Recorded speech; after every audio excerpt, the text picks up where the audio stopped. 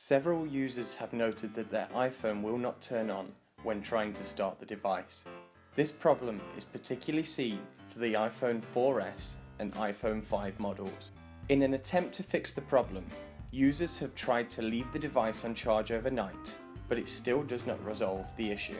Some of the symptoms associated with this problem are: the iPhone won't turn on when pressing the home button, the iPhone only works when connected to power directly, the iPhone only shows a black screen, or the iPhone responds to pressing the home or sleep button with the Apple logo but turns off immediately. If you're having these issues, here is how you can troubleshoot. Please check to see if your issue still exists after performing each step. Step 1. Press the home and sleep wake button together for about 20 seconds until the Apple logo appears on your device. Step 2. If your iPhone does not respond to step 1, try charging the iPhone for an hour using your wall outlet and then repeat step 1. Step 3. If your iPhone 4S or iPhone 5 won't charge at all, make sure you take a look at the charging port of the device.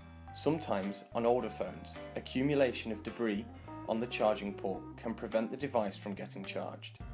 You can clean the charging port using a plastic clip to remove any stuck debris, and then try step 2 followed by step 1 again. Also, check the power cable. If it is worn out or damaged, you may need a new charging cable. Step 4. Some users have noted that after they have charged their device and tried pressing the home and sleep buttons for 20 seconds, their iPhone screen shows a message, "Connect to iTunes." If you are seeing this message, you should try putting the device into recovery mode. Step 5. In order to put the device into recovery mode, connect your device into your computer and open iTunes.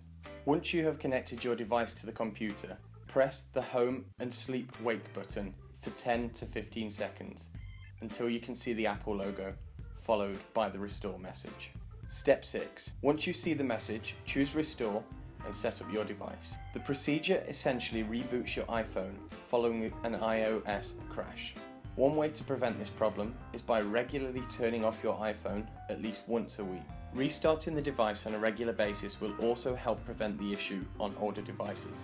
The other aspect to be mindful of is regarding the iOS update. If your iPhone is an older model such as the iPhone 4S, you may want to wait before you upgrade your iOS. In fact, Apple will not be making the new iOS 10 available for older phones. Similarly, if you have an older iPhone 5 model, wait for a few weeks after a new iOS is released before you decide to upgrade your device. This will save you a lot of heartache with your problem. If you are still experiencing the issue, you may have to take the device into an Apple repair center and have them look at your device. You can click on the link on this page and set up appointments to speak to the Apple Tech support team. Please let us know if it worked for you and share the post with others. Good luck.